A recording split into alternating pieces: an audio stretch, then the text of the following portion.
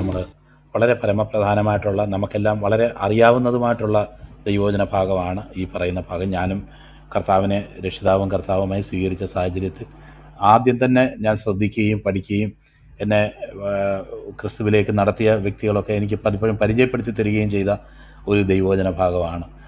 ഞാൻ സാക്ഷാൽ മുന്തിരിവള്ളിയും എൻ്റെ പിതാവ് തോട്ടക്കാരനുമാകുന്നു, എന്നിൽ കായ്ക്കാത്ത കൊമ്പൊക്കെയും അവൻ നീക്കിക്കളയുന്നു, കായ്ക്കുന്നതൊക്കെയും അധികം ഫലം കായ്ക്കാതിന് ചെത്തി വെടിപ്പാക്കുന്നു എന്ന് പറഞ്ഞിരിക്കുന്നതായിട്ടുള്ള ഈ ഭാഗം. മാത്രമല്ല ഇവിടെ ഡീൽ ചെയ്തേക്കുന്ന വിഷയം എന്ന് പറയുന്നത് ഫലം കായ്ക്കുന്നതിനെ പറ്റിയാണ്. ഫലം കായ്ക്കുന്നതിൻ്റെ സീക്രട്ട് എന്താണ് എന്നുള്ളത് പ്രതിപാദിച്ചിട്ടുണ്ട്. അത് വ്യക്തമായിട്ട് നമുക്ക് ആ ഭാഗത്തുനിന്ന് പല വാക്യങ്ങളിൽ നിന്ന് ചേർത്ത് നമുക്ക് മനസ്സിലാക്കാം. അത് അവനിൽ വസിക്കുക എന്നുള്ളതാണ് കർത്താവ് നമ്മളിൽ നിന്ന് പ്രതീക്ഷിക്കുന്നതായിട്ടുള്ള ഫലം. അപ്പോൾ നമ്മൾ ഇപ്പോൾ ചില ആൾക്കാർക്കൊക്കെ കോട്ട കൊടുക്കുന്ന പോലെ നീ ഇത്രയും ഫലം കായ്ക്കണം എന്ന് പറഞ്ഞ് മുന്തിരി നമ്മളോട് ആജ്ഞാപിക്കുകയല്ല. മുന്തിരി നമ്മളോട് പറയുന്ന ഒരൊറ്റ കാര്യം മുന്തിരിവള്ളിയിൽ വസിക്കണം എന്നുള്ളതാണ്. കൊമ്പുകൾ മുന്തിരിവള്ളിയിൽ വസിക്കണം. ആ കൂട്ടായ്മയാണ്, ആ ചേർച്ചയാണ്, ആ മുന്തിരിവള്ളിയുടെ ഒരു ഇൻ്റഗ്രൽ പാർട്ടായിട്ട് അതിൽ നിന്ന് അഭേദ്യമായ നിലയിൽ അതിനോട് ചേർന്നിരിക്കുന്നതായിട്ടുള്ള ഒരു അനുഭവമാണ് ഫലം കായ്ക്കുന്നത് എന്നുള്ളതാണ് നമുക്ക് ഒറ്റ വായനയിൽ നമുക്ക് ആദ്യം അവിടുന്ന് മനസ്സിലാകുന്നതായിട്ടുള്ള കാര്യം. നമ്മൾ വേറൊന്നും ചിന്തിക്കേണ്ട. നമ്മൾ ഫലം കായ്ക്കുന്നതിനെപ്പറ്റി നമ്മൾ ആലോചിക്കുകയല്ല ചെയ്യേണ്ടത്. നമ്മൾ ശ്രദ്ധിക്കേണ്ടത് ഞാനും എൻ്റെ മുന്തിരിവള്ളിയാകുന്ന കർത്താവും തമ്മിലുള്ള ബന്ധം എങ്ങനെ ഇരിക്കുന്നു, അത് വിടവുകളില്ലാതെ വളരെ ചേർന്നിരിക്കുന്ന ഒരു ബന്ധമാണോ എന്നുള്ളതാണ് ഒരു ക്രിസ്തീയ വിശ്വാസി ശ്രദ്ധിക്കേണ്ടതായ പ്രധാനപ്പെട്ട കാര്യം എന്നാണ് നമുക്കവിടുന്ന് മനസ്സിലാക്കാനായിട്ട് സാധിക്കുന്നത്. നമുക്കറിയാം സാക്ഷാൽ മുന്തിരിവള്ളി എന്ന് കർത്താവ് പറഞ്ഞതിൻ്റെ ഉദ്ദേശം എന്താണെന്നുള്ളത് കർത്താവിൻ്റെ ദാസൻ ഓൾറെഡി നമ്മളോട് പറഞ്ഞു കഴിഞ്ഞു. അപ്പോൾ അങ്ങനെ യഥാർത്ഥ മുന്തിരിവള്ളിയായിട്ടുള്ള കർത്താവ് ദൈവത്തിൻ്റെ എല്ലാ ഗുണഗണങ്ങളെയും ഏതൊക്കെ നിലയിലാണോ ഒരു മുന്തിരിവള്ളി ആയിരിക്കേണ്ടത് ആ നിലയിൽ ഒരു യഥാർത്ഥമായിട്ടുള്ള പൂർണ്ണ ദൈവത്വവും പൂർണ്ണ മനുഷ്യത്വവുമുള്ള ഒരു വ്യക്തിയായിട്ട് കർത്താവ് ലോകത്തിലേക്ക് കടന്നു വന്നതും ദൈവം മനുഷ്യനിൽ നിന്ന് കാണാനായിട്ട് ആഗ്രഹിക്കുന്നതായിട്ടുള്ള എല്ലാ ഗുണഗണങ്ങളും നിറഞ്ഞ ഒരു വ്യക്തിയായിട്ട് അദ്ദേഹം ജീവിക്കുകയും മാത്രമല്ല തൻ്റെ ജീവൻ നമുക്ക് വേണ്ടി തരികയും ചെയ്ത അനുഭവം നമുക്ക് അറിയാം. അപ്പോൾ ആ ഒരു കാഴ്ചപ്പാടിൽ പറഞ്ഞേക്കുകയാണ് യഥാർത്ഥത്തിൽ കൊമ്പുകൾക്ക് ജീവൻ കൊടുക്കാനും കൊമ്പുകളെ നിലനിർത്താനും അല്ലെങ്കിൽ തന്നിൽ വിശ്വസിക്കുന്നവരെ കൊമ്പുകളായിട്ട് പരിഗണിച്ച് അവയ്ക്ക് വേണ്ട എല്ലാ ജീവൻ്റെ സ്രോതസ്സായിട്ടുള്ള എല്ലാ അനുഭവങ്ങൾ നൽകാനും കഴിയുന്ന ഒരു യഥാർത്ഥ മുന്തിരിവള്ളി. ദൈവം എന്താണോ ഒരു വ്യക്തിയിൽ നിന്ന് ആഗ്രഹിക്കുന്നത് ആ നിലയിലുള്ള ഫലം തന്നെ ആ വ്യക്തിയിൽ നിന്ന് പുറപ്പെടത്തക്കവണ്ണം ആ ഒരു വ്യക്തിയെ സപ്പോർട്ട് ചെയ്യാനും ആ വ്യക്തിയെ വഹിക്കാനും ആ വ്യക്തിയോട് ക്ഷമിക്കാനും ആ വ്യക്തിയെ കരങ്ങളിൽ വഹിക്കാനും കഴിയുന്നതായിട്ടുള്ള യഥാർത്ഥ മുന്തിരിവള്ളി ഞാനാണ്. ഒരു മനുഷ്യൻ്റെ എല്ലാ ബലഹീനതയും സഹിക്കാൻ കഴിവുള്ള മുന്തിരിവള്ളി ഞാനാണ്. കർത്താവ് അവിടെ വളരെ വ്യക്തമാക്കുക. നമ്മൾ പലപ്പോഴും ഈ മധ്യസ്ഥന്മാരുടെയൊക്കെ കാര്യം പറയുമ്പം ഞാൻ എപ്പോഴും അത് ആലോചിക്കുന്ന ഒരു ചിന്തയാണ്, ലോജിക്കലായിട്ടൊരു ചിന്തയാണ്, അല്ലാതെ അത് തിയോളജിക്കൽ എന്നൊന്നും ഞാൻ പറയുന്നില്ല. ഞാൻ പലപ്പോഴും പലരോടും ചോദിക്കാറുണ്ട്, നമ്മുടെ ബലഹീനത ഏറ്റവും കൂടുതൽ വഹിക്കാൻ കഴിയുന്ന ആർക്കാ? അത് മനുഷ്യനാണോ അതോ ഏതെങ്കിലും വേറെ അല്ലെങ്കിൽ ഏത് വ്യക്തിക്കാണ് ഈ ലോകത്ത് അത് കഴിയുന്നത്? ആർക്കാ നമ്മുടെ ബലഹീനത വഹിക്കാൻ കഴിയുന്നത്? ആ വഹിക്കാൻ കഴിയുന്ന വ്യക്തി നമ്മളെ ഏറ്റവും അധികം സ്നേഹിക്കുന്ന വ്യക്തിയാണ്. ആരാണോ നമ്മളെ ഏറ്റവും കൂടുതൽ സ്നേഹിക്കുന്നത് ആ വ്യക്തിക്കാണ് നമ്മളുടെ കുറവുകളെയും ബലഹീനതയെയും വഹിക്കാനും സഹിക്കാനും കഴിയുന്നതായിട്ടുള്ളൊരു വ്യക്തി.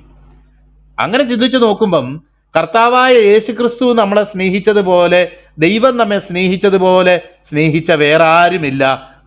അവൻ നമുക്ക് വേണ്ടി തൻ്റെ പ്രാണനെ വെച്ചുകൊടുത്തിരിക്കുകയാൽ സ്നേഹം എന്തെന്ന് നാം അറിഞ്ഞിരിക്കുന്നു എന്നാണ് യോഹന്നാൻ അപ്പോസ്തലൻ തൻ്റെ ലേഖനത്തിൽ പറഞ്ഞേക്കുന്നത്.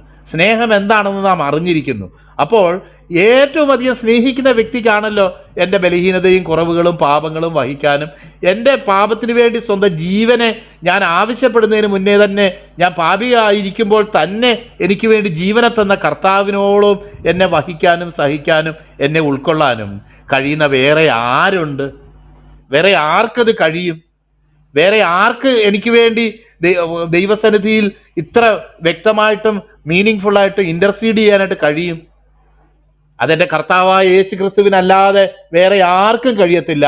അവനാണ് എൻ്റെ ബലഹീനതയെ പൂർണ്ണമായി വഹിക്കുന്നവനും സഹിക്കുന്നവനും. അവനേക്കാൾ ബെറ്ററായിട്ട് എനിക്ക് വേണ്ടി ദൈവസന്നിധിയിൽ റെക്കമെൻഡ് ചെയ്യാനായിട്ട് ഈ ഭൂലോകത്ത് ജനിച്ച അല്ലെങ്കിൽ ജനിക്കാത്ത ആർക്കും കഴിയത്തില്ല. എൻ്റെ കർത്താവായ യേശു ക്രിസ്തുവിന് മാത്രമേ എന്നെ താൻ ഉൾക്കൊള്ളുന്നത് പോലെ ഉൾക്കൊള്ളാനായിട്ട് കഴിയത്തുള്ളൂ. വേറെ ആർക്കും കഴിയത്തില്ല. അവൻ യഥാർത്ഥത്തിൽ ഉള്ള ഒരു മുന്തിരിവള്ളിയാണ്. അർത്ഥമാക്കുന്നത് അവൻ പൂർണ്ണമായിട്ട് ദൈവം ആഗ്രഹിച്ച നിലയിലുള്ള പൂർണ്ണനായിട്ടുള്ള മനുഷ്യനും പൂർണ്ണമായിട്ടുള്ള ദൈവവും ആയിട്ട് അവൻ നമ്മുടെ ഇടയിൽ നമുക്ക് ജീവൻ നൽകാനായിട്ട് നമുക്ക് വേണ്ടി കടന്നു വന്നു എന്ന് നമുക്ക് ദൈവവചനത്തിൽ നമുക്ക് കാണാനായിട്ട് കഴിയും. തൻ്റെ ജീവൻ മുഖാന്തരം നമുക്ക് ജീവൻ ലഭിക്കേണ്ടതിന് പ്രിയപ്പെട്ടവരെ, അവൻ സാക്ഷാൽ മുന്തിരിവള്ളി ആകുന്നു എന്നുള്ളതിനെ നമുക്ക് വളരെയധികം നമുക്ക് അതിനെക്കുറിച്ച് ധ്യാനിക്കാനും ചിന്തിക്കാനും പല മാനങ്ങളിൽ അതിനെക്കുറിച്ച് അതിൻ്റെ അർത്ഥ തലങ്ങൾ നമുക്ക് കണ്ടെത്താനും കഴിയും. അതുകൊണ്ട് ഞാൻ ജസ്റ്റ് മുന്നോട്ട് പോവുകയാണ്. അത് ദൈവദാസൻ ഓൾറെഡി പറഞ്ഞതായതുകൊണ്ട് അവൻ സാക്ഷാൽ മുന്തിരിവള്ളിയാണ്, നാം കൊമ്പുകളും ആകുന്നു, പിതാവ് തോട്ടക്കാരനാകുന്നു എന്ന് അവിടെ എഴുതിയിട്ടുണ്ട്. എന്ന് മാത്രമല്ല, എന്നിൽ കായ്ക്കാത്ത കൊമ്പൊക്കെയും അവൻ നീക്കിക്കളയുന്നു. ദൈവദാസൻ പറഞ്ഞ പോലെ തന്നെ അതിനുള്ള ബന്ധത്തിൽ വേറൊരു കാഴ്ചപ്പാടില്ല. സാധാരണഗതിയിൽ ഞാൻ ഇതിന് മുന്നേ വായിച്ചിട്ടുള്ളതായിട്ടുള്ള ചില കാര്യങ്ങളൊക്കെ ലോകത്തോടുള്ള ബന്ധത്തിൽ അതിനെ താരതമ്യപ്പെടുത്തിയാണ് പറഞ്ഞിട്ടുള്ളത്. എന്നാൽ നമുക്ക് ആ കോണ്ടെക്സ്റ്റിൽ നിന്ന് മനസ്സിലാകാം, താൻ സാക്ഷാൽ മുന്തിരിവള്ളിയും പിതാവ് തോട്ടക്കാരനുമാകുന്നു, കൊമ്പുകളോട് ഉപമിച്ചിരിക്കുന്നത് നമ്മളെയാണ്. അപ്പോൾ ഈ കൊമ്പുകളുടെ ഉദ്ദേശമെന്ന് പറയുന്നത്, കൊമ്പുകളിൽ മുന്തിരിവള്ളി കാണാൻ ആഗ്രഹിക്കുന്നത് ഫലമാണ്, അല്ലെങ്കിൽ ഈ മുന്തിരി തോട്ടക്കാരൻ അതിൽ കാണാൻ ആഗ്രഹിക്കുന്നത് ഫലമാണ്. നമ്മൾ കഴിഞ്ഞ ദിവസം നമ്മൾ 14-ാം അധ്യായത്തിൽ വായിച്ചപ്പോൾ നമ്മൾ ചിന്തിച്ചു, എന്നിൽ കായ്ക്കുന്ന അല്ലെങ്കിൽ നിങ്ങളെ ഞാൻ തിരഞ്ഞെടുത്തിരിക്കുന്നത് നിങ്ങൾ എൻ്റെ വചനം പ്രമാണിക്കുന്നത് കൊണ്ട്, നിങ്ങൾ സ്നേഹിക്കുന്നത് കൊണ്ട് നിങ്ങളെൻ്റെ ശിഷ്യന്മാരെന്ന് ലോകം അറിയും എന്ന് നമ്മളതിൻ്റെ 14-ന്റെ 22-ാം വാക്യത്തിൽ യൂദാ ചോദിക്കുന്ന ചോദ്യത്തിന് എന്ത് സംഭവിച്ചിട്ടാകുന്നു നീ ലോകത്തിനല്ല ഞങ്ങൾക്കത്രേ വെളിപ്പെടുത്തുന്നതെന്ന് പറഞ്ഞപ്പോൾ, എന്നെ സ്നേഹിക്കുന്നവൻ എൻ്റെ വചനം പ്രമാണിക്കും, എന്നെ സ്നേഹിക്കുന്നവൻ എൻ്റെ വചനം പ്രമാണിക്കും, എൻ്റെ പിതാവ് അവനെ സ്നേഹിക്കും, ഞങ്ങൾ അവൻ്റെ അടുക്കൽ വന്ന് വാസം ചെയ്യും. ഒരുവൻ ദൈവത്തിൻ്റെ വചനം പ്രമാണിക്കുന്നുവെങ്കിൽ അവനിൽ വാസ്തവമായി ദൈവസ്നേഹം തികഞ്ഞിരിക്കുന്നു എന്ന് യോഹന്നാൻ്റെ ലേഖനത്തിൽ നിന്നും നമ്മൾ വായിക്കാനായിട്ട് കഴിഞ്ഞ ദിവസം ഇടയായി തീർന്നു. അപ്പോൾ നമ്മുടെ ജീവിതത്തിൽ നിന്ന് കുറച്ച് പ്രസംഗമോ കുറച്ച് അതുപോലുള്ള തിയോളജിയോ ഒന്നും അല്ല കർത്താവ് പ്രതീക്ഷിക്കുന്നത്.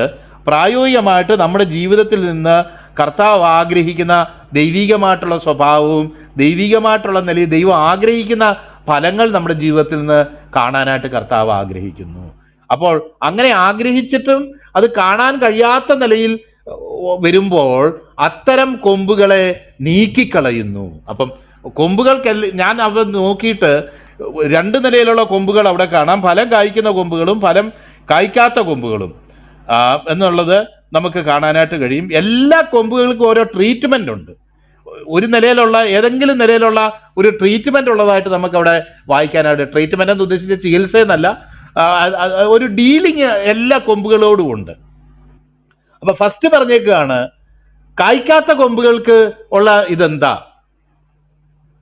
അപ്പോൾ കർത്താവിൽ വിശ്വസിക്കുക, ദൈവത്തിന് ആശ്രയിക്കുക എന്നൊക്കെ ഉണ്ട്. അവൻ്റെ വചനം നമ്മൾ കേൾക്കുന്നു, ഇതൊക്കെ അവിടെ പറഞ്ഞിട്ടുണ്ട്. അപ്പോൾ തന്നെ നമ്മൾ ദൈവസന്നിധി മനസ്സിലാക്കണം, ഫലം കായ്ക്കാത്ത കൊമ്പിനെ എടുത്ത് അത് വെട്ടിക്കളയുന്നു എന്ന് പറയുകയും മാത്രമല്ല, ഈ കായ്ക്കാത്ത കൊമ്പുകളെ ഒക്കെ എടുത്ത് ആ വക ചേർത്ത് തീയിലിടുന്നതായിട്ടും ഒക്കെ 6-ാം വാക്യത്തിലും 7-ാം വാക്യത്തിലും ഒക്കെ നമുക്ക് കാണാനായിട്ട് കഴിയും. എന്നാൽ അതിനേക്കാളും പ്രാധാന്യമുള്ള ഒരു കാര്യം എന്ന് പറയുന്നത്, കായ്ക്കുന്നതിന് അതിനും ട്രീറ്റ്മെൻ്റ് ഉണ്ട്, അതിനും ഒരു ചില പരിപാടികൾ അതിന് മീതെ ചെയ്യാനുണ്ട്. അവിടെ ഇവിടെയും വിട്ടുവിട്ട് ഓരോ കായ്ക്കളൊക്കെ കായ്ക്കും. നമുക്കറിയാം, നമ്മുടെ മുന്തിരിവള്ളി മാത്രമല്ല, നമ്മുടെ നാട്ടിൽ തെങ്ങോ അല്ലെങ്കിൽ അതുപോലുള്ള ഫലവൃക്ഷങ്ങളൊക്കെ അത്യാവശ്യത്തിന് അത് തെങ്ങാണെന്ന് അറിയാൻ വേണ്ടി തേങ്ങ കായ്ക്കുന്നല്ലാതെ കായ്ക്കാത്ത തെങ്ങുകളൊക്കെ ഉണ്ട് എന്ന് പറയുന്നത് പോലെ, അത്യാവശ്യത്തിന് അത് അറിയാൻ വേണ്ടി 1-2 മാങ്ങ അത് കായ്ക്കും, അത് കൂടുതലായിട്ടില്ല എന്ന് കാണുന്നത് പോലെ അത് എന്താണോ ആ തോട്ടക്കാരൻ ആഗ്രഹിക്കുന്നത്, ആ ഫലവൃക്ഷമോ അല്ലെങ്കിൽ ഈ മുന്തിരിയോ അല്ലെങ്കിൽ വേറെ ഏതെങ്കിലും നട്ടതുകൊണ്ട് തോട്ടക്കാരൻ ആഗ്രഹിക്കുന്ന ആഗ്രഹം അനുസരിച്ചുള്ള ഫലമല്ല കൊടുക്കുന്നത്. ഫലം കായ്ക്കുന്നുണ്ട്, പേരിന് ഫലം കായ്ക്കുന്നുണ്ട്. അവിടെ ഇവിടെയൊക്കെ ചില കാര്യങ്ങൾ പ്രത്യക്ഷപ്പെടുന്നുണ്ട്. അതിൽ നിന്ന് മനസ്സിലാകുന്നത് ആ മുന്തിരിവള്ളിയിൽ ആ കൊമ്പ് വസിക്കുന്നുണ്ട്, എന്നാൽ വേണ്ടും പോലെ അത് വസിക്കുന്നില്ല, വേണ്ടും പോലെ ആ മുന്തിരിവള്ളിയോട് ചേർന്നിരുന്നിട്ടില്ല, ആ മുന്തിരിവള്ളിയോട് അതിന് താതാത്മ്യപ്പെടാനായിട്ട് കഴിഞ്ഞിട്ടില്ല എന്നുള്ളത് മനസ്സിലാകുന്നത്. അപ്പോൾ അവിടെ പറയുകയാണ്, അത്തരം കൊമ്പുകൾക്കുള്ള ഒരു ട്രീറ്റ്മെന്റ് ആണ് അതിന്റെ പ്രൂണിങ് പ്രോസസ്സ് എന്ന് പറഞ്ഞു കഴിഞ്ഞാൽ അതിനെ ചെത്തി വെടിപ്പാക്കുന്ന ഒരു അനുഭവം അവിടെ എഴുതിയിട്ടുണ്ട്. എന്നിട്ട് തൊട്ടു താഴെ പറയുക, ഞാൻ നിങ്ങളോട് സംസാരിച്ച വചനം നിമിത്തം നിങ്ങൾ ഇപ്പോൾ ശുദ്ധിയുള്ളവരാകുന്നു. അപ്പൊ ചെത്തി വെടിപ്പാക്കുന്നതിനുള്ള ബന്ധത്തിൽ അവിടെ പറയുകയാണ്, ഈ മുന്തിരിവള്ളിയിൽ കൊമ്പ് വസിക്കുന്നതും അതിൽ റിമെയിൻ ചെയ്യുന്നതും ഫലം കായ്ക്കുന്നതിനും ഒക്കെ ദൈവം ഉപയോഗിക്കുന്ന ഒരു പ്രധാനപ്പെട്ട ടൂളെന്ന് പറയുന്നത് തൻ്റെ വചനമാണ്. നമുക്കറിയാമല്ലോ, മുന്തിരി അല്ല എന്നും അത് കർത്താവാണ് ആ മുന്തിരിവള്ളി എന്നും നമ്മൾ കൊമ്പുകളാണെന്നും നമുക്കറിയാം. ദൈവം ഈ നമ്മുടെ ജീവിതത്തിൽ ദൈവത്തോട് ചേർന്നിരിക്കാനും ദൈവികമായ ഫലങ്ങൾ നമ്മൾ ഉണ്ടാകാനുമായിട്ട് കർത്താവ് ഉപയോഗിക്കുന്ന ആ ഏറ്റവും വലിയ ഉപകരണമെന്ന് പറയുന്നത്, ഏറ്റവും വലിയ ടൂളെന്ന് പറയുന്നത് ദൈവത്തിൻ്റെ വചനമാണ് നമ്മുടെ ജീവിതത്തിൽ ദൈവം ഉപയോഗിക്കുന്നത്. അത് ആദ്യം മുതൽ അവസാനം വരെ നമുക്കറിയാം. ദൈവത്തിൻ്റെ വചനത്താൽ നമ്മൾ വീണ്ടും ജനിച്ചു. ദൈവത്തിൻ്റെ വചനത്താൽ നമ്മളെ കർത്താവ് ചെത്തി വെടിപ്പാക്കുന്ന ഒരു അനുഭവം കൂടെ അങ്ങനെ വീണ്ടും ജനിച്ച വ്യക്തികൾക്കുണ്ട്. അപ്പൊ ദൈവവചനത്തെ നമ്മൾ വീണ്ടും ജനിച്ചു എന്ന പത്രോസ്ലിയുടെ ലേഖനത്തിൽ 1-ാം അധ്യായം 22-ാം വാക്യത്തിൽ നമ്മൾ വായിക്കുന്നു. എന്നാൽ 2-ാം അധ്യായത്തിലേക്ക് നമ്മൾ കടന്നു വരുമ്പോൾ വായിക്കുന്നത്, ഇപ്പോൾ ജനിച്ച ശിശുക്കളെ പോലെ വചനം എന്ന മായമില്ലാത്ത പാൽ കുടിപ്പാൻ വാഞ്ചിപ്പീനെന്നും. എബ്രായർക്ക് എഴുതുന്ന ലേഖനം 4:12 നമ്മൾ വായിക്കുന്നു, ദൈവത്തിന്റെ വചനം ഇരുവായത്തിലുള്ള ഏത് വാളിനേക്കാളും മൂർച്ചയേറിയതും പ്രാണനെയും ആത്മാവിനെയും സന്ധിമജകളെയും വേർപിടിവിക്കും വരെ തുളച്ചു ചെല്ലുന്നതും ഹൃദയത്തിലെ ചിന്തനങ്ങളെയും ഭാവങ്ങളെയും വിവേചിക്കുന്നതുമാകുന്നു എന്ന് ഈ ദൈവവചന ഭാഗത്ത് എഴുതപ്പെട്ടിരിക്കുന്നത് നമുക്ക് കാണാനായിട്ട് കഴിയും. അപ്പോൾ ഇരുവായ്ത്തരയുള്ള വാളാണ് ഈ ദൈവത്തിന്റെ വചനം. അത് ഹൃദയത്തിലെ ചിന്തകളെയും ഭാവങ്ങളെയും വിവേചിക്കുന്നു. ഹൃദയത്തിലുള്ള നമ്മുടെ ചിന്തകളെയും നമ്മുടെ ആറ്റിറ്റ്യൂഡിനെയും അത് വിവേചിക്കുകയും ദൈവഹിതപ്രകാരമുള്ളത് എന്താണ്, ദൈവഹിതപ്രകാരം ഇല്ലാത്തത് എന്താണ്, ദൈവാലോചന പ്രകാരം നമ്മുടെ ചിന്തകളും ആറ്റിറ്റ്യൂഡും എപ്രകാരമായിരിക്കണം, അങ്ങനെ അല്ലാതുള്ളത് നമ്മളിൽ എന്താണെന്നുള്ളതൊക്കെ നമുക്ക് വ്യക്തമാക്കി വിവേചിച്ച് തരികയും എന്ന് മാത്രമല്ല, ഇതേ ദൈവത്തിൻ്റെ വചനം തന്നെ ആത്മാവിനെയും സന്ധിമജ്ജകളെയും വേർപിടിവിക്കും വരെ പല പ്രാവശ്യം നമ്മളിവിടെ പറഞ്ഞിട്ടുണ്ട്. കാരണം ജഡം പിടിച്ചടക്കി വെച്ചിരുന്ന നമ്മുടെ ആത്മാവിനെ, അല്ലെങ്കിൽ ജഡത്തിൻ്റെ സ്വാധീനത്തിൽ നിന്ന് മോചനം പ്രാപിക്കാൻ കഴിയാത്ത നമ്മുടെ ആത്മാവിനെ ആ ജഡത്തിൻ്റെ സ്വാധീനത്തിൽ നിന്ന് വിടുവിച്ച് ദൈവാത്മശക്തിയാൽ ഈ ദൈവവചനത്തിന് അനുസാരമായിട്ട് ഉള്ള ഫലം കായ്ക്കത്തക്കവണ്ണം നമ്മുടെ ആത്മാവിനെ ഈ ദൈവത്തിൻ്റെ വചനത്തിൻ്റെ വെളിപ്പാട് സ്വതന്ത്രമാക്കുന്നു. അത് ജഡത്തിൻ്റെ ആലോചനയിൽ നിന്ന് അതിനെ വിടുവിച്ചിട്ട് കർത്താവിൻ്റെ സന്നിധിയിൽ ദൈവത്തിൻ്റെ ആഗ്രഹപ്രകാരവും ഇഷ്ടപ്രകാരവും കർത്താവിന് വേണ്ടി ഫലം കായ്ക്കേണ്ടതിന് വേണ്ടി ഈ ദൈവത്തിൻ്റെ വചനം നമ്മളെ പ്രാപ്തരാക്കി തീർക്കുന്നു. ദൈവത്തിൻ്റെ വചനം നമ്മുടെ ആത്മാവിൽ ക്രിയ ചെയ്യുന്നു. ദൈവത്തിൻ്റെ വചനം നമ്മളെ ആ നിലയിൽ എനേബിൾ ചെയ്യുന്നു, നമ്മളെ ശക്തരാക്കി അതിന് ആത്മീയ ശക്തിയുള്ളവരാക്കി നമ്മളിൽ തീർക്കുന്നു. ദൈവത്തിൻ്റെ വചനം വെച്ചാണ് ദൈവം ആദ്യം മുതൽ അവസാനം വരെ ഒരു ദൈവപൈതലിൻ്റെ ജീവിതത്തിൽ പ്രവർത്തിക്കുന്നത്. അതുകൊണ്ടാണ് ദൈവവചനം പഠിക്കുകയും കേൾക്കുകയും ചെയ്യുന്നത് വളരെ പ്രാധാന്യമായിരിക്കുന്നത്. നമ്മൾ വിവാദങ്ങളും തർക്കങ്ങളും കേട്ട് നമ്മൾ മുന്നോട്ട് പോകുമ്പോൾ നമുക്കറിയാം, നമ്മുടെ ആത്മാവിൽ ഒരു ഡ്രെയിനായിട്ടുള്ള, അല്ലെങ്കിൽ ആത്മാവിലൊരു ശുഷ്കത, ആത്മാവിലൊരു വരൾച്ച അനുഭവിക്കുന്ന അനുഭവത്തിലേക്ക് നമ്മൾ കടന്നു പോവുകയും, നമ്മുടെ സംഗതി ദൈവവചനം വെച്ചാണ് തർക്കിക്കുന്നെങ്കിൽ പോലും അതൊന്നും നമുക്ക് ആത്മീയ വർധന വരുത്തുന്നില്ല. എന്നാൽ ദൈവത്തിൻ്റെ വചനത്തിൽ നമ്മൾ ആശ്രയിക്കുകയും ദൈവത്തിൻ്റെ വചനം ധ്യാനിക്കുകയും ദൈവവചനത്തിലെ വെളിപ്പാട് നമ്മുടെ ഹൃദയത്തിൽ പൊട്ടി വിടരുകയും ചെയ്യുമ്പോഴാണ് നമ്മൾ തന്നെ വിവേചിക്കപ്പെടുന്നത്.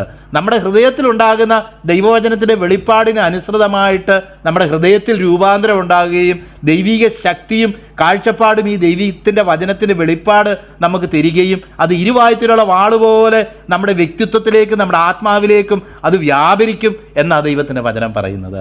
അവന് മറഞ്ഞിരിക്കുന്ന ഒരു സൃഷ്ടിയുമില്ല, അവനോടാകുന്നു നമുക്ക് കാര്യമുള്ളത്, സകലവും അവൻ്റെ മുന്നിൽ നഗ്നവും മലർന്നതുമായി കിടക്കുന്നു എന്ന് വ്യക്തമായിട്ട് ദൈവത്തിൻ്റെ വചനത്തിൽ പറഞ്ഞിരിക്കുക. അതുതന്നെ കർത്താവിനോട് എടുത്തു പറയുക, ഞാൻ നിങ്ങളോട് സംസാരിച്ച വചന നിമിത്തം നിങ്ങളിപ്പോൾ ശുദ്ധിയുള്ളവരാകുന്നു. നിങ്ങളെ രൂപാന്തരപ്പെടുത്തുന്നത് നിങ്ങളെ ഈ കൊമ്പുകളാക്കി തീർത്തത് ഈ ദൈവത്തിൻ്റെ വചനമാണെങ്കിൽ, തുടർന്ന് കൊമ്പുകളാക്കി തീർക്കാൻ മാത്രമല്ല നിങ്ങളുടെ ജീവിതത്തിൽ ഫലം കായ്ക്കാനും കൂടെ ഈ ദൈവത്തിൻ്റെ വചനമാണ് ഉപാധി. ഈ ദൈവത്തിൻ്റെ വചനത്തെ അതിൻ്റെ ഏറ്റെടുക്കേണ്ടതുപോലെ ഏറ്റെടുക്കുകയും ദൈവവചനത്തിൻ്റെ വെളിപ്പാടുകൾക്ക് മുന്നിൽ നമ്മളെ തന്നെ സമർപ്പിക്കുകയും നമ്മളെ തന്നെ അനുസരണത്തിനായിട്ട് ഏൽപ്പിച്ചു കൊടുക്കുകയും ചെയ്യുമ്പോൾ ദൈവത്തിൻ്റെ വചനം നമ്മളെ രൂപാന്തരപ്പെടുത്തുകയും ശുദ്ധീകരിക്കുകയും ചെയ്യുന്നതായിട്ടുള്ള അനുഭവത്തിലേക്ക് നമ്മൾ കടന്നു വരികയാണ്. അപ്പം ഈ ഒരു ശിഷ്യൻ ദൈവവചനത്തിന് കൊടുക്കേണ്ട പ്രാധാന്യം എന്തുമാത്രമാണെന്ന് തുടർന്നുള്ള വാക്യങ്ങളിലും ഇതിനു മുമ്പും കർത്താവ് സംസാരിച്ച വാക്യങ്ങളിൽ നിന്ന് നമുക്ക് മനസ്സിലാക്കാനായിട്ട് കഴിയും. ദൈവവചനത്തിന് പ്രാധാന്യം കൊടുക്കുകയും ദൈവവചനം കേൾക്കുന്നവരുടെ ഒരു ഓക്കാനം വരുന്ന ഒരു വ്യക്തി ഒരിക്കലും ഒരു ദൈവ അല്ലെന്നേ പറയാനായിട്ട് കഴിയത്തുള്ളൂ. കാരണം അവൻ കൂടുതൽ ജഡത്തിൻ്റെതായിട്ടുള്ള ചില ആലോചനകൾക്ക് കീഴ്പ്പെട്ട് അത്തരം ആലോചനകളെ അന്വേഷിക്കുന്നത്. ദൈവവചനം ഇച്ചിരി നേരം കേട്ട് കഴിയുമ്പം അവന് ഓക്കാനം വരും, അവന് മടുപ്പ് വരും, അവന് വേണ്ടാവിലക്കും. ഇങ്ങനെയൊക്കെയുള്ള അനുഭവങ്ങളിലേക്ക് കടന്നു വരുന്ന എത്രയോ പേരെ നമുക്കറിയാമല്ലോ. സാധാരണഗതിയിൽ ഉപദേശി പ്രാർത്ഥിച്ച് വാക്യം വായിക്കുമ്പോൾ തന്നെ ബൈബിൾ അടച്ചു വെക്കുന്ന ആശാന്മാരെ കണ്ടിട്ടുണ്ട്. കാരണം എന്നാന്ന് വെച്ച് കഴിഞ്ഞാൽ, ഉപദേശി പറയാൻ പോകുന്നത് എന്നാന്ന് എനിക്കറിയാം, ഇനിയിപ്പോൾ കൂടുതലൊന്നും എനിക്ക് പറയാനായിട്ടില്ല എന്നുള്ള നിലയിൽ ദൈവവചനത്തിനെ അപ്രകാരം അപ്രസക്തമാക്കി കളയുന്ന നമ്മുടെ ആറ്റിറ്റ്യൂഡുകൾ നിശ്ചയമായിട്ട് നമ്മുടെ ക്രിസ്തീയ ജീവിതത്തിൽ ആപത്താണ്. അതൊരിക്കലും ഫലകരമായ ഒരു അനുഭവത്തിലേക്ക് നമ്മളെ കൊണ്ട് എത്തിക്കുകയില്ല. ഒരുപക്ഷെ നമ്മൾ 1000 പ്രാവശ്യം വായിച്ച് കേട്ട വചനമായിരിക്കും, അതിൻ്റെ അകവും പുറവും ഒക്കെ നമുക്ക് ബുദ്ധിപരമായിട്ട് അറിയാമായിരിക്കും. എന്നാലും അതിൽ നിന്ന് ദൈവത്തിന് നമ്മളോട് ചില കാര്യങ്ങൾ ഇടപെടാനുണ്ട് എന്ന് താഴ്മയോടെ വിചാരിക്കുകയും അതിന് കീഴ്പ്പെടുത്തി കൊടുക്കുകയും ചെയ്യുന്ന ദൈവഭക്തന്മാരിലാണ് ദൈവം ഇടപെടുന്നത് എന്ന് നമുക്ക് മനസ്സിലാക്കാം. അപ്പോൾ എന്തുമാത്രം പ്രാധാന്യമാണ് ദൈവത്തിൻ്റെ വചനം നമ്മളെ ആയി തീർന്നിരിക്കുന്നു, വചനത്താൽ അങ്ങനെ ആയിത്തീർന്നിരിക്കുന്നു എന്ന് പറയുന്നതിലൂടെ കർത്താവ് ഉദ്ദേശിക്കുന്നത്. അപ്പോൾ ദൈവത്തിൻ്റെ വചനം കർത്താവ് ഉപയോഗിക്കുന്നു. അതുപോലെ തന്നെ ദൈവം ഉപയോഗിക്കുന്ന ഒരു കാര്യമാണ് നമ്മുടെ പല സാഹചര്യങ്ങളെ നമ്മളെ ചെത്തിവെടിപ്പാക്കാനായിട്ട് കർത്താവ് ഉപയോഗിക്കും. ദൈവവചനം നമ്മുടെ ഹൃദയത്തോട് നമ്മുടെ കുറവുകളെ പറ്റി സംസാരിക്കുകയും അത് രൂപാന്തരപ്പെടുത്തുകയും ചെയ്യുന്നത് പോലെ തന്നെ നമ്മുടെ ചില സാഹചര്യങ്ങളെ കർത്താവ് അതിലൂടെ നമുക്ക് ഇടപെടുന്നു. അതിൽ വചനത്തിൽ നമ്മൾ വായിക്കുന്നത്, എൻ്റെ മുമ്പും പിമ്പും അടച്ച് നിന്റെ കൈ എൻ്റെ തലമേൽ വെച്ചിരിക്കുന്നു, അതെനിക്ക് അത്ഭുതകരമാകുന്നു എന്ന് 139 സങ്കീർത്തനത്തിൽ നമ്മൾ വായിക്കുന്നു. നീ എൻ്റെ മുമ്പും എൻ്റെ പിമ്പും നീ അടച്ചു. ഞാൻ സാധാരണ ഇവിടെ കോട്ട് ചെയ്യുന്ന വാക്യം യിരെമ്യാ പ്രവചനത്തിലെ വാക്യം, നീ എന്നെ പൂർണ്ണ ഹൃദയത്തോടെ നീ എന്നെ അന്വേഷിക്കും, നീ എന്നെ പൂർണ്ണ ഹൃദയത്തോടെ നീ അന്വേഷിക്കുമ്പോൾ നീ എന്നെ കണ്ടെത്തും, നീ എന്നെ പൂർണ്ണ ഹൃദയത്തോടെ നീ എന്നെ അന്വേഷിച്ച് കണ്ടെത്തുവാൻ ഞാൻ ഇടയാക്കും എന്ന് യഹോവ അരുളി ചെയ്യുന്നു. അപ്പോൾ നിന്റെ സാഹചര്യങ്ങളിൽ ഞാൻ പ്രവർത്തിക്കുകയും നിന്റെ ഹൃദയത്തിൻ്റെ ഉള്ളിൽ ദൈവസ്നേഹവും ദൈവത്തോടുള്ള ആഗ്രഹവും ആത്മീയ ജീവിതത്തിൽ വളരണമെന്നും ഫലം കായ്ക്കണമെന്നും ഒക്കെ ഉണ്ട്. എന്നാൽ ജഡീയമായിട്ടുള്ള മറ്റുള്ള കൺസിഡറേഷൻസും അത്തരം ചിന്തകളും നിമിത്തം ഈ ഉള്ളിലുള്ള ആത്മീയ ചിന്തയ്ക്ക് പുറത്ത് അല്ലെങ്കിൽ അതിന് നമ്മുടെ ജീവിതത്തിൽ ഫലകരമായി വളരാനായിട്ട് കഴിയുന്നില്ല. കർത്താവിൻ്റെ ആഗ്രഹം അനുസരിച്ച് വരാനായിട്ട് കഴിയുന്നില്ല. കർത്താവ് നമ്മുടെ സാഹചര്യങ്ങളെ പല നിലകളിൽ സ്വാധീനിക്കുകയും ദൈവമല്ലാതെ നമുക്ക് വേറെ ആരും ആശ്രയമില്ലാത്തൊരു നിലയിലേക്ക് നമ്മളെ കൊണ്ടുവരികയും വേറെ ആരെയും നോക്കി നിലവിളിക്കുന്ന ഒരു അനുഭവമല്ല, ജീവനുള്ള ദൈവത്തെ തന്നെ നോക്കി നമ്മൾ നിലവിളിക്കുകയും അവനിൽ പൂർണ്ണ ഹൃദയത്തോടെ ആശ്രയിക്കുകയും അവൻ്റെ ജീവൻ്റെ വചനത്തിൽ ബോഷ്കില്ല എന്നും അത് വളരെ പല പ്രാവശ്യം ശുദ്ധി ചെയ്തെടുത്ത വെള്ളിക്കും പൊന്നിന് സമാനമാണെന്ന് നമ്മുടെ ജീവിതത്തിൽ ഗ്രഹിക്കുകയും ഈ ദൈവത്തിൻ്റെ വചനത്തിൻ്റെ ആലോചനയ്ക്ക് വേണ്ടി മറ്റെന്തിനേക്കാൾ അധികം നമ്മൾ കാക്ഷിക്കുകയും ആഗ്രഹിക്കുകയും ചെയ്യുന്ന ഒരു നിലവാരത്തിലേക്ക് നമ്മുടെ ഹൃദയത്തെയും സാഹചര്യങ്ങളെയും കൊണ്ടുവരാനായിട്ട് കർത്താവിന് കഴിയും, ദൈവത്തിന് കഴിയും. നിശ്ചയമായിട്ടും നമ്മൾ ആരും നമ്മുടെ ഒരു ശ്രേഷ്ഠത കൊണ്ട് മാത്രമല്ല, ദൈവം നമ്മുടെ ജീവിതത്തിൽ പ്രവർത്തിക്കുന്നത് കൊണ്ടും നമ്മുടെ പല ആഗ്രഹങ്ങളും നമുക്കുണ്ടെങ്കിലും അത് സാധിക്കാതിരിക്കുമ്പോൾ അത് ആ നിലയിലല്ല, അതിനപ്പുറത്തേക്ക് നമുക്ക് വളരാനും ദൈവത്തെ അറിയാനും കഴിയത്തക്കവണ്ണമുള്ളൊരു നിലയിലേക്ക് ദൈവം നമ്മുടെ ജീവിതത്തിൽ പ്രവർത്തിക്കുന്നു എന്നുള്ളതൊരു യാഥാർത്ഥ്യമാണ്, അതൊരു സത്യമാണ്. നോക്കിയാട്ടെ, അപ്പോൾ വചനത്തിലൂടെ ദൈവം പ്രവർത്തിക്കുന്നു, നമ്മുടെ സാഹചര്യങ്ങളിലൂടെ ഇടപെട്ട് ദൈവം പ്രവർത്തിക്കുന്നു. നമുക്ക് പഴയ നിയമവും പുതിയ നിയമവും നോക്കുമ്പം എത്രയോ വിശുദ്ധന്മാരുടെ ജീവിതം ദൈവം രൂപാന്തരപ്പെടുത്തിയ രൂപാന്തരങ്ങൾ നമുക്ക് കാണാനായിട്ട് കഴിയും. ഇതിനു മുന്നേ തന്നെ നമ്മൾ പല കാര്യങ്ങളും ഇവിടെ ഡിസ്കസ് ചെയ്തിട്ടുണ്ട്. യോസേഫിൻ്റെ കാര്യം നമുക്കറിയാം, ദാവീദിൻ്റെ കാര്യം നമുക്കറിയാം, മറ്റു പല ഭക്തന്മാരുടെ കാര്യം അറിയാം, മോശയെ ദൈവം രൂപാന്തരപ്പെടുത്തിയ കാര്യം അറിയാം. അവരുടെ ജീവിതത്തിൽ ദൈവം തൻ്റെ മഹത്വം വെളിപ്പെടുത്തി എന്നുള്ളത് മാത്രമല്ല, അവരെ രൂപാന്തരപ്പെടുത്തി ദൈവഹിതം അവരാൽ നിവർത്തിക്കത്തക്കവണ്ണം അവരുടെ ജീവിതത്തിൽ പ്രവർത്തിക്കാനായിട്ട് ദൈവത്തിൻ്റെ ജീവൻ്റെ വചനം അവരിൽ പ്രവർത്തിച്ചു. ദൈവം സാഹചര്യങ്ങളെയൊക്കെ അവരുടെ ജീവിതത്തിൽ മൊത്തമായിട്ട് റീഅറേഞ്ച് ചെയ്തിട്ട് അവരെ പൂർണ്ണ ഹൃദയത്തോടെ ദൈവത്തിൽ ആശ്രയിക്കത്തക്കവണ്ണം അവരുടെ ജീവിതത്തിൽ ഇടയാക്കി. നമ്മളൊരു കാര്യം മാത്രം ചെയ്താൽ മതി, നമ്മുടെ ജീവിതത്തിൽ പ്രവർത്തിക്കാനുള്ള പവർ ഓഫ് അറ്റോർണി കർത്താവിന് കൊടുത്താൽ മാത്രം മതി. നമ്മൾ ആ പവർ ഓഫ് അറ്റോർണി വേറെ ആർക്കും കൊടുക്കരുത്. എൻ്റെ കർത്താവ്, എനിക്കിച്ചിരി വേദനാജനകമാണെങ്കിലും, എനിക്ക് തൽക്കാലത്തേക്ക് ഇച്ചിരി വിഷമമായിട്ട് തോന്നിയാലും നിന്നെ പൂർണ്ണ ഹൃദയത്തോടെ അന്വേഷിക്കുന്ന ഒരു ഹൃദയം എന്നിൽ നീ കർത്താവെ സൃഷ്ടിച്ച്, കർത്താവ് സ്ഥിരമായ ഒരു ആത്മാവിനെ എന്നിൽ പുതുക്കണമേ എന്ന് ഭക്ത ദാവീദ് തൻ്റെ കഴിവില്ലായ്മയും തൻ്റെ കുറവുകളും ഒക്കെ മനസ്സിലാക്കിയപ്പോൾ പൂർണ്ണമായിട്ട് ആ പവർ ഓഫ് അറ്റോർണി അങ്ങോട്ട് ഏൽപ്പിച്ചു കൊടുത്തതുപോലെ നമ്മൾ ഏൽപ്പിച്ചു കൊടുക്കുമ്പം ദൈവം നമ്മുടെ ജീവിതത്തിൽ പ്രവർത്തിക്കുകയും നമ്മെ രൂപാന്തരപ്പെടുത്തുകയും ചെയ്യുമ്പോൾ പോലും ദൈവമാണിത് ചെയ്യുന്നതെന്ന് അറിഞ്ഞ് ദൈവത്തെ മഹത്വപ്പെടുത്താനും ദൈവത്തിൽ സന്തോഷിക്കാനും തക്കവണ്ണം നമ്മുടെ ജീവിതത്തിൽ കർത്താവ് ഇടയാക്കി തീർക്കും. കാരണം നമ്മുടെ ദൈവം ഒരു രൂപാന്തരപ്പെടുത്തുന്ന ദൈവമാണ്. ഇവിടെ പറയുക, നിങ്ങൾ അധികം ഫലം കായ്ക്കേണ്ടതിന്, ഇച്ചിരി അവിടെ ഇവിടെ പെട്ടുപിഴച്ച് കായ്ക്കുന്ന ഒരു അനുഭവമല്ല, മറിച്ച് നിറയെ ഫലം കായ്ക്കത്തക്കവണ്ണം. ഇവിടെ പറയുക, കർത്താവിൻ്റെ ദാസൻ ഓൾറെഡി പറഞ്ഞു, കായ്ക്കാത്തവ, അല്പം കായ്ക്കുന്നവ, കൂടുതൽ കായ്ക്കുന്നവ, അധികം ഫലം കായ്ക്കേണ്ടതിന് അധികം ഫലം കായ്ക്കുന്ന ഒരു അനുഭവത്തിലേക്ക് നമ്മെ കൊണ്ടുവരാനായിട്ട് കർത്താവിന് കഴിയും എന്ന് നമുക്കിവിടെ മനസ്സിലാക്കാനായിട്ട് സാധിക്കുന്നു. അപ്പോൾ രണ്ട് പ്രോസസ്സിനെ കുറിച്ചാണ് ഇവിടെ പറഞ്ഞത്. ഒരു കട്ടിംഗ് പ്രോസസ്സ്, ഒരു പ്രൂണിങ് പ്രോസസ്സ്. നമുക്കറിയാമല്ലോ. അടുത്തത് വളരെ പ്രാധാന്യത്തോടെ പറയുന്നത്, ഇത് ഇച്ചിരി കായ്ക്കുന്നതാകട്ടെ, അധികം കായ്ക്കുന്നതാകട്ടെ, വളരെ ഫലം കായ്ക്കുന്നതാകട്ടെ. ഇവിടെ അവസാനം പറഞ്ഞേക്കുന്ന കാര്യം എന്താണ്? വളരെ ഫലം കായ്ക്കുന്നതിനാൽ എൻ്റെ പിതാവ് മഹത്വപ്പെടുന്നു. അങ്ങനെ നിങ്ങൾ എൻ്റെ ശിഷ്യന്മാർ എന്ന് ലോകം, അല്ലെങ്കിൽ എൻ്റെ ശിഷ്യന്മാരാകും എന്ന് കർത്താവ്. പിതാവ്, അതിനാൽ നിങ്ങൾ ഫലം കായ്ക്കുന്നതിനാൽ പിതാവ് മഹത്വപ്പെടുന്നു. അപ്പം ദൈവത്തിന് കർത്താവിൽ വസിക്കാനായിട്ടുള്ള ഒരു സാഹചര്യമാണ് അത്.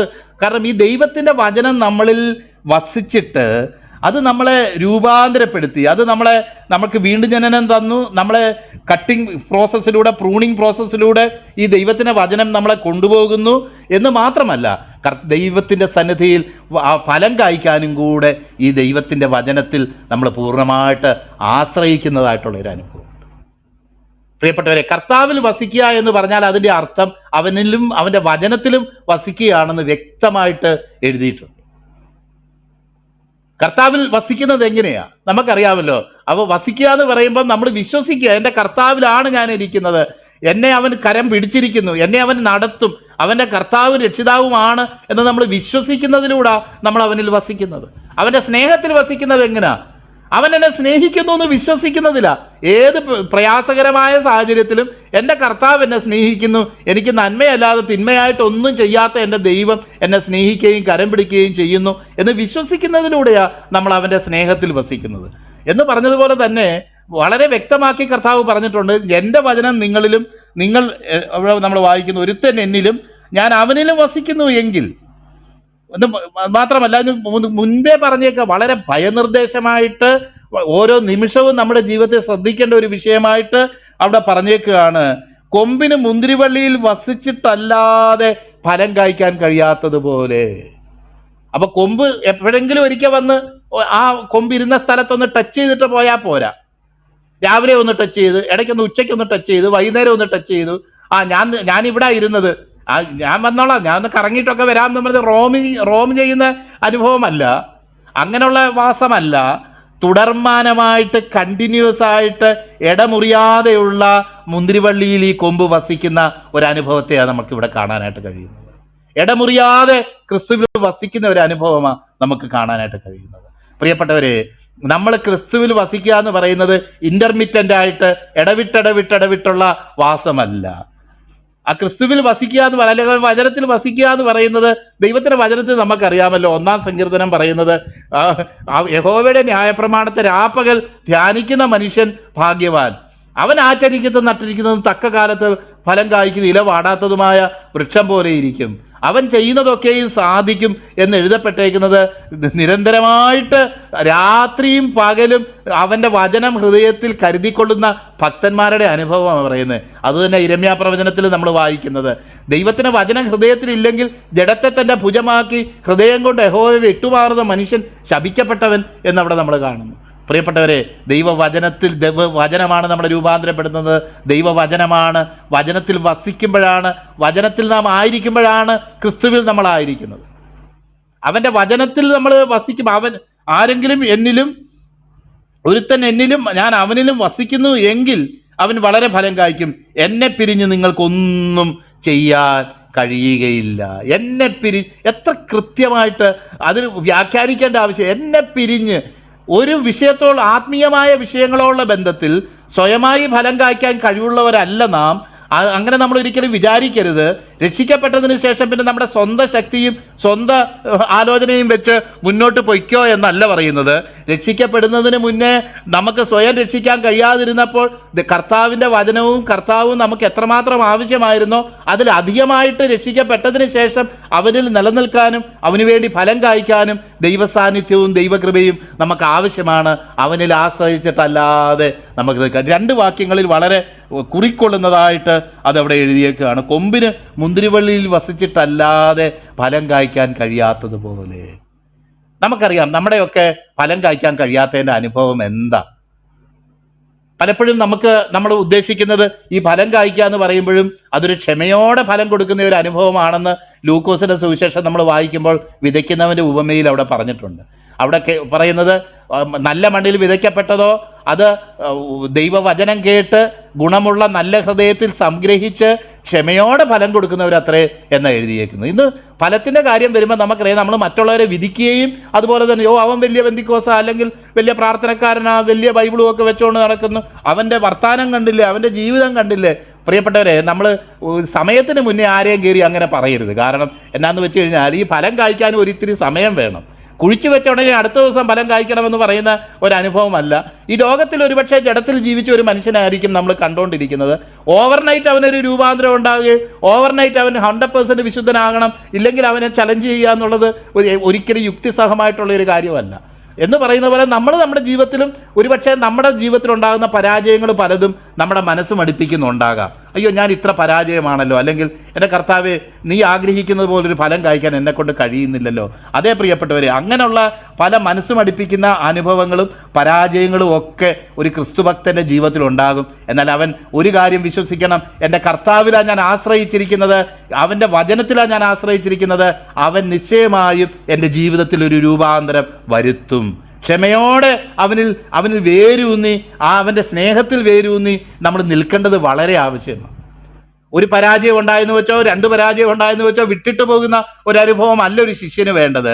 കർത്താവിൽ നമ്മൾ ആശ്രയിക്കുന്നെങ്കിൽ നിശ്ചയമായിട്ടും നമ്മുടെ ഈ അവസ്ഥയ്ക്ക് രൂപാന്തരം ഉണ്ടാകും, നമുക്ക് വ്യത്യാസം ഉണ്ടാകുമെന്ന് വിശ്വസിക്കുകയും അവനെ ആശ്രയിക്കുകയും ചെയ്യേണ്ടത് വളരെ ആവശ്യമാണ്. പൂർണ്ണ വിശ്വാസത്തോടുകൂടെ കർത്താവേ, അപ്പച്ച നീ എന്നിൽ ജീവിക്കാനായിട്ട്, നീ എന്നിലൂടെ വെളിപ്പെടാനായിട്ട് ഇടയായി തീരണമേ എന്ന് നമ്മൾ ഏൽപ്പിച്ചു കൊടുത്ത് പ്രാർത്ഥിക്കുമെങ്കിൽ നിശ്ചയമായിട്ടും നമ്മുടെ ജീവിതത്തിൽ പ്രവർത്തിക്കാനും നമ്മുടെ ജീവിതത്തിലൂടെ ഫലം കായ്ക്കുന്ന ഒരു അനുഭവത്തിലേക്ക് നമ്മളെ കൊണ്ടുവരാനും കർത്താവിന് കഴിയും. തൊട്ടു താഴെ വായിക്കുകയാണ്, ഫലം കായ്ക്കാത്തവയെ പുറത്തു കളഞ്ഞിട്ട്, എന്നിൽ വസിക്കാത്തവനെ ഒരു കൊമ്പ് പോലെ പുറത്തു കളഞ്ഞിട്ട്. അപ്പം ഇവിടെ പറഞ്ഞെങ്കിൽ ഫലം കായ്ക്കാത്തവനെ എന്നല്ല, എന്നിൽ വസിക്കാത്തവനെ ഒരു കൊമ്പ് പോലെ പുറത്തു കളഞ്ഞിട്ട്, എനിക്ക് ആവശ്യമില്ലാത്ത ഒരു കൊമ്പ് പോലെ പുറത്തു കളഞ്ഞിട്ട്. പേരിന് അവനിൽ വസിക്കുന്നു എന്ന് അഡ്രസ്സ് വെച്ചിട്ടുണ്ട്, എന്നാൽ എന്നിലല്ല വസിക്കുന്നത്. ഇപ്പോഴും അവൻ്റെ സ്വയത്തിൻ്റെ ശക്തിയിലും സ്വയത്തിൻ്റെ ഇതിലും അവൻ മുന്നോട്ട് പോകുന്നത്. അങ്ങനെ നിൽക്കുന്നവനെ ഒരു കൊമ്പ് പോലെ പുറത്ത്, നമുക്കറിയാമല്ലോ എന്നിൽ കായ്ക്കാത്ത കൊമ്പൊക്കെയും എന്ന് പറയുമ്പോഴും ഇതിലുള്ള പ്രശ്നം ക്രിസ്തുവിൽ വസിക്കാത്തതിൻ്റെ പ്രശ്നമാണ്. അതിനെ വെട്ടിക്കളയുന്നു എന്ന് നേരത്തെ പറഞ്ഞു. അതേ കാര്യം തന്നെ നമുക്കിവിടെ കാണാൻ കഴിയും. എന്നിൽ വസിക്കാത്തവനെ ഒരു കൊമ്പ് പോലെ പുറത്ത് കളഞ്ഞിട്ട് അവൻ ഉണങ്ങിപ്പോകുന്നു, ആവക ചേർത്ത് തീയിലിടുന്നു, അത് വെന്തുപോകും എന്ന് പറയും.